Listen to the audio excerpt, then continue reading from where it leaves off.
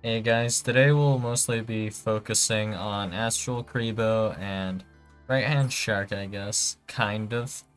Well, not really. We're mostly going to be talking about uh inherited effects, I guess you could call them. Like, for example, if you use Right Hand Shark as a material, well, there's a bit more text to it, but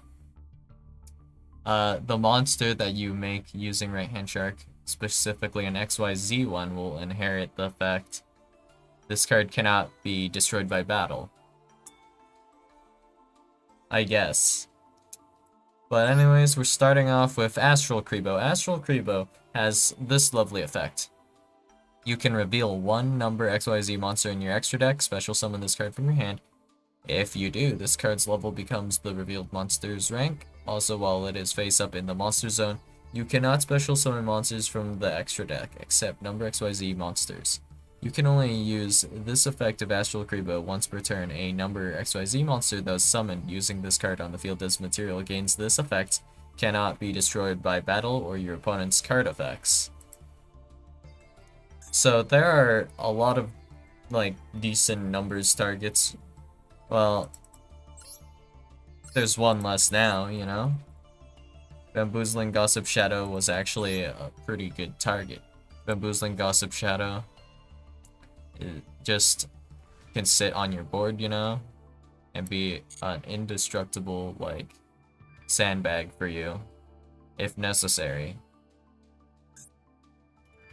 So, pretty decent, I would say. So, let's actually see. How do we search numbers anyways? Like, if we do this, and then do a semicolon, does that search numbers? I mean, I guess it probably does. Yeah. Does it show more than just numbers? Yeah, well, I guess. Not much we can do about that, but this shows a lot of the number cards. So the obstacle, there's one obstacle with making making a number monster using Astral Kuriboh. For example, if you want to make a chaos number, like let's go with just chaos 39 Utopia Ray V here. These cards are meant to be went into by a rank up, and the effects of Astral Kuriboh will not be able to be inherited by the chaos number.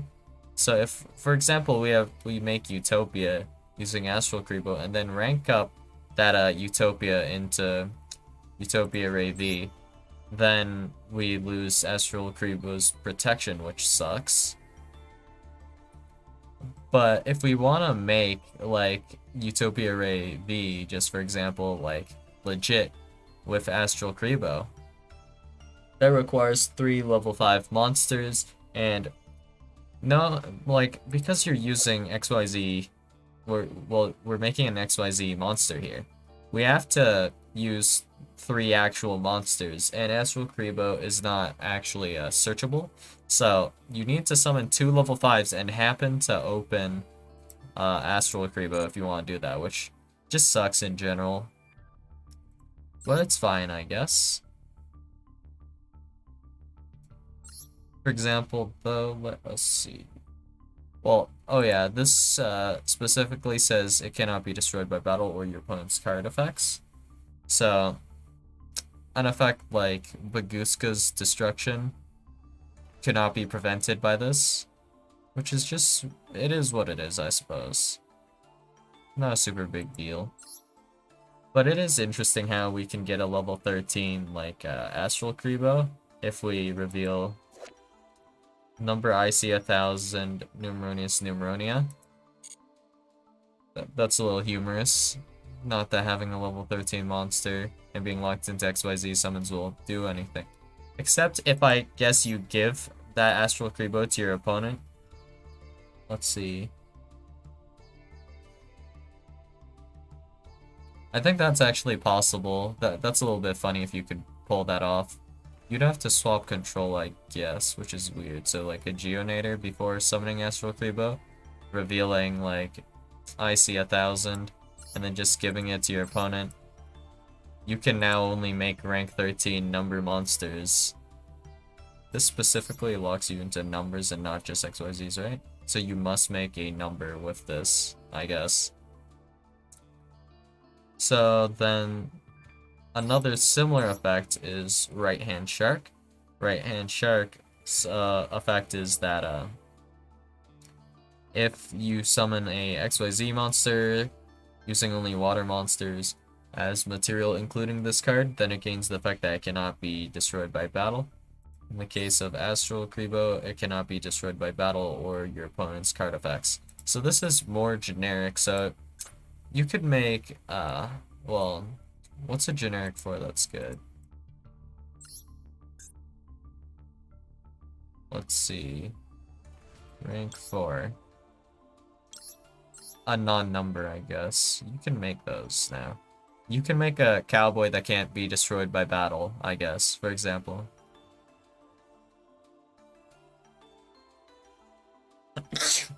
Yeah. Alright. You can't make like a time start. It has to be like somewhat generic, I guess. So, like a Traptrix Alomaris, for example, right? I guess you could do something like that. Wasn't there a different one? Rafflesia. Yeah. You could make a non-destructible by card effect, right? Do Traptrix monsters you control except for Rafflesia. Okay, so the protection doesn't apply to itself. But you can make this indestructible by battle and only by card effects, which is alright. So the most disgusting usage of the effect of both Right Hand Shark and Astral Kuriboh is generally just Crooked Cook. The thing about Crooked Cook is it's just really obnoxious to out. And if you honestly don't have a way to do this, no way to out Crooked Cook, you can just lose to deck out, which is pretty upsetting, I'd say. That's probably the word. It's pretty much a non-game where you just wait for deck out if your opponent has nothing for Crook. Or Crooked Cook. So, the fact is, while you control no other cards on the field, you can... this card is unaffected by other cards' effects. Once per turn, quick effect, you can detach one material from this card, destroy as many other cards you control as possible, then this card gains 300 attack until the end of this turn for each monster destroyed by this effect and sent to the graveyard. So the thing about Crooked Cook is it's unaffected, right? Then normally that's not a big deal. It only has 200 defense, 2.3k attack. So it's not a big deal to... It's not hard to out this, like, at all, but now that it's not destructible by battle and unaffected by card effects, how do you out this? So you can just attack directly, burn your opponent to death. You can remove this with towers removal, like a kaiju or underworld goddess. So stuff that basically contribute your opponent's cards as cost and not effect. So like a card like Super Poly doesn't work on Crooked Cook because Crooked Cook is unaffected by Super Poly. And that's how that ruling goes. So similar effects to like Super Poly would not work. Like for example, Fallen of Valbaz would not be able to out Crooked Cook. And I guess there is also being able to give your opponent cards on their field. If you can give your opponent a monster, that will also force them to have to use Crooked Cook's effect until inevitably they run out of materials, and then you can just out the Crooked Cook, and you're just fine. So that's the most known annoying usage of Crooked Cook, I suppose. But like, for example, a Hope Harbinger made with like a Astral Kuriboh would be pretty nasty as well, because you can this has no cost here. Quick effect. This is actually soft once per turn, interestingly enough. Does this have any hard once per turns on it? Actually, no. Alright. So when a spell card or effect is activated on the field, you can negate that effect, and if you do, attach that card to this card as material. When an opponent's monster declares an attack, you can detach one material from this card, change the attack target to this card, and perform damage calculation. So, if this is not destructible by battle, of course, then being able to redirect an attack and negate a spell is pretty gnarly. And of course, it's not destructible by card effects, so like a Raigeki would not do in your copy of Harbinger here. Harbinger? Harbinger? Harbinger. Harbinger. The more I look at that name, the less it makes sense. Well, alright. And that, well, you can't really use right hand shark to do that, I suppose. But level modulation does exist as well, so I guess you could do something goofy with like a Onomat shark deck where you use the power or the effect of Onomata pickup to make your card not destructible by battle. Non-destructible by battle is generally fine, but Astral Kuriboh's effect, of course, is better, but there is something notable about both of these effects, actually. It says gains this effect. So Astral Kuriboh, if you use this to make, for example, we'll go with, let's just say, Baguska. Let's make, well, we make Baguska using Astral Kuriboh, then it gains this effect. So that means if Baguska gets negated by, well, let's say, for example, Impermanence or Forbidden Droplet, then actually you would no longer have the effect of Right Hand Shark or Astral Kuriboh in this case. So you will be destroyed. You can be destroyed by battle or card effects now, and you can also be destroyed by battle, of course, which is a downside that basically only the XYZs have because of how they're worded, I guess. Rather than just having the monster kind of become not destructible, I guess. And just for example, IP Masquerena does not work the same way. The protection effect of IP Masquerena, a link monster that uses this card as material, cannot be destroyed by your opponent's card effects.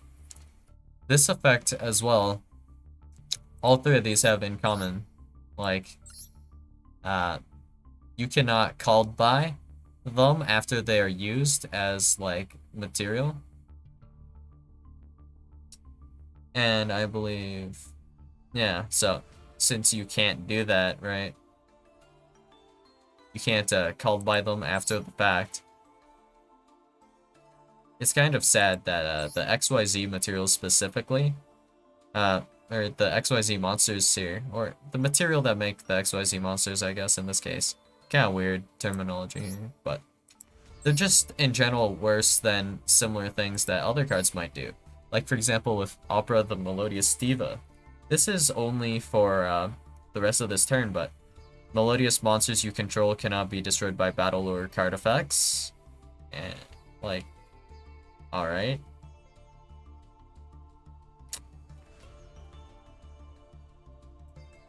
I don't know exactly how many other effects that are similar to this. I remember there were some, actually. But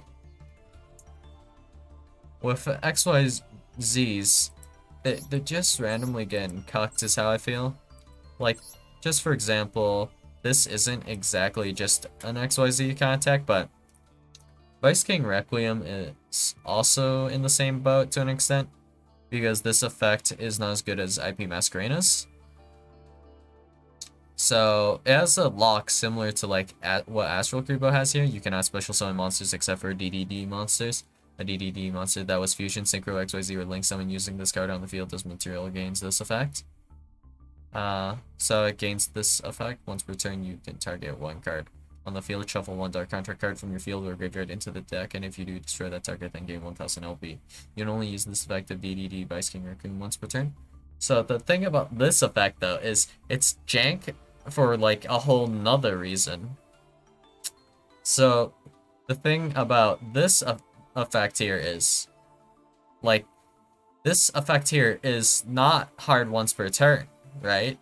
The effect to target a card on the field, shuffle a dark contract card from your field or graveyard into the deck, destroy that target, yada yada. So that effect, not hard once per turn. But the effect to inherit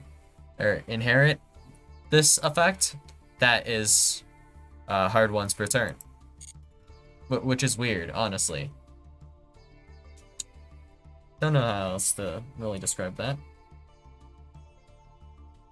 So, for example, though, there are also, I guess, some monsters. Like, Evil Hero Malicious Bane that also just have protection. Like, cannot be destroyed by battle or card effects. And meanwhile, if we want to make a number monster, we'd have to use like an Astral Kuriboh to do this as well. But it is similar in the regard that, of course, if you negate a Malicious Bane, it will lose its protection. So, if I have to use, like, an Astral Kuriboh or a Right-Hand Shark that I can, like, barely search, I don't know why, but I have to, like, have a slightly inferior effect like this, and it can't be, like, an IP Mask effect, and it's more, like, closer to Evil Hero Malicious Bane's kind of protection. Which it has inherently, which is, like, just good for you, Malicious Bane, I guess. So, that kind of just sucks, I guess. Not a whole lot you can do about this. Actually, can we just... Oh, we could have showed related cards for this. Wow.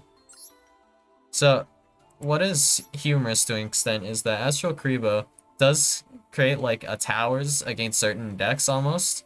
Until they draw, like, an Imperm or something, I guess. In that case, frick. But, if you make a monster with Astral Kuriboh, like, against Endymion, for example...